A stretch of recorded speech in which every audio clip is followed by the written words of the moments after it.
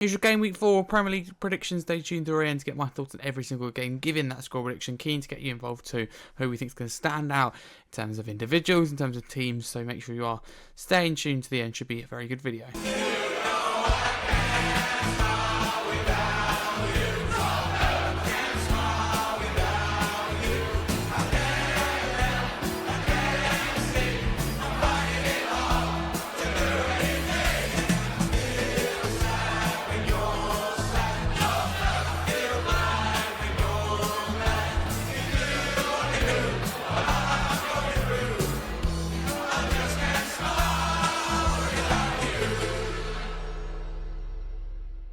If you're new to the channel, please like, subscribe, welcome back. Let's get straight into it then.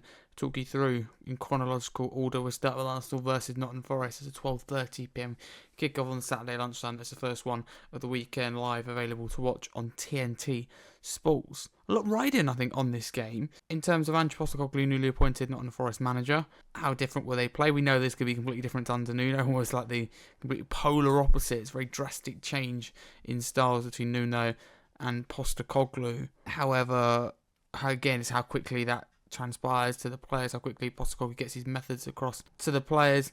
But Forest will probably be playing a lot higher line, be a lot bold. I've no doubt that they will, at times in the game, have a real go at Arsenal.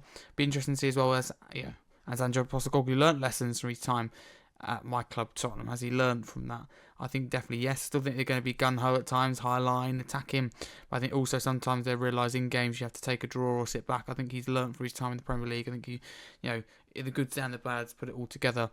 But in this game, Arsenal, of course, go into it with favourites, but it's no secret. They've got a few players injured, so that'll make it harder for them. So I think Forest will put up a really good fight, but I think Arsenal will prevail 2-1 winners in the end in the first game week of the weekend. Bournemouth then versus Brighton, right on this game. Two really good teams, if I'm totally honest with you, both with probably quite high ambitions under the two good head coaches this year. It's difficult. I think Brighton are riding on real kind of positivity from the win against Manchester City in game week 3.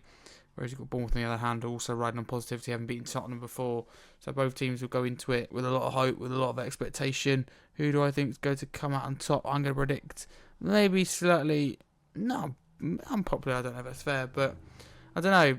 This might surprise some people still. I'm going 3-2 Brighton, and there's nothing against Bournemouth. I think Brighton are really good size and could push for Europe this year under Fabian Hertzler. Crystal Palace then versus Sunderland. I think Sunderland won't be at the races in this game. I'm going with a 2-0 comfortable Crystal Palace victory. Everton then versus Aston Villa. Emery really needs to get points on the ball before Villa find themselves glued near the bottom, or near the bottom half anyway, of the table. They are in the bottom at the moment, near the bottom, I think 19th, aren't they? Correct me if I'm wrong in the chat. Everton, I think, will build on their positive momentum. I think Grealish will continue his fine form. I think Aston Villa will improve in this game, but I don't think they get anything out of the game. I'm going 3-2 Everton, not 3-2. I think I'm predicting quite a few of them today. Fulham versus Leeds. Interesting.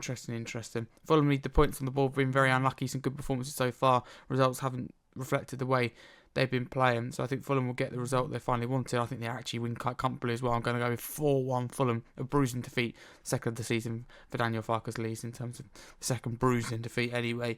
Newcastle then versus Wolves. Talk about a team that have been, a couple of good performances in there, but haven't got the results. Wolves as well, desperately need points on the board. That's the thing. This could be quite a big game. We wouldn't have thought we've been talking about both of these teams right near the bottom after 3 games. Of course, it's only 3 games, and it's important to say. Which way am I going to go with this one? I'm into mines. I've got back Newcastle not at home.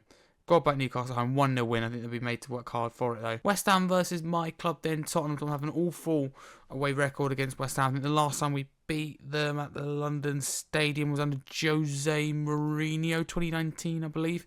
We had Dele Alli in the side then, which tells you how long ago that was, 6 years ago. My heart says come on Spurs, 3-1 win, but my head says come on, realistically it's going to be a draw. West Ham building the momentum, probably international break coming a bad time with them by the way, but what I was going to say is building on the momentum of the game before, getting that first victory against Nottingham Forest, winning it late and winning 3-0 after an awful start still to the season.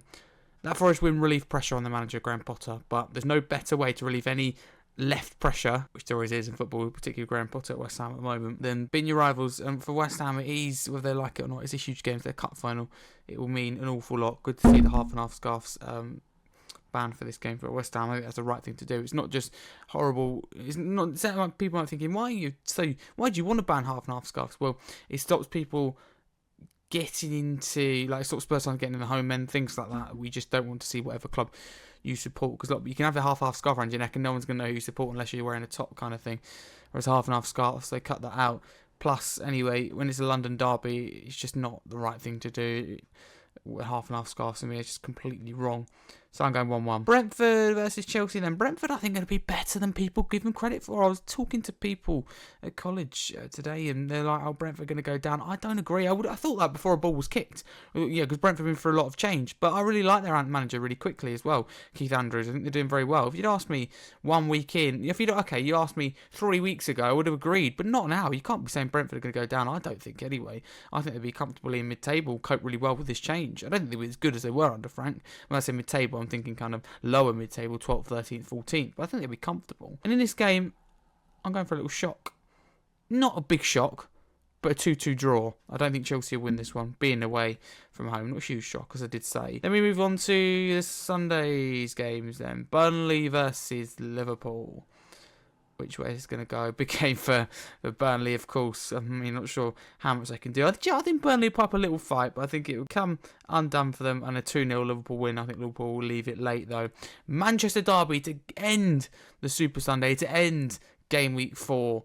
Which way is going to go? I think Man United are going to come up with a surprise 2-1 victory to relieve the pressure, growing pressure, which is always going to be there as Man United manager, but is at the moment for Ruben Amorim. And City, I think, are going to lose 3 on the bounce with some, difficult questions to be asked after what looked like a good start of the season, but it wasn't it, against Wolves? And look where they are now. That's quite telling.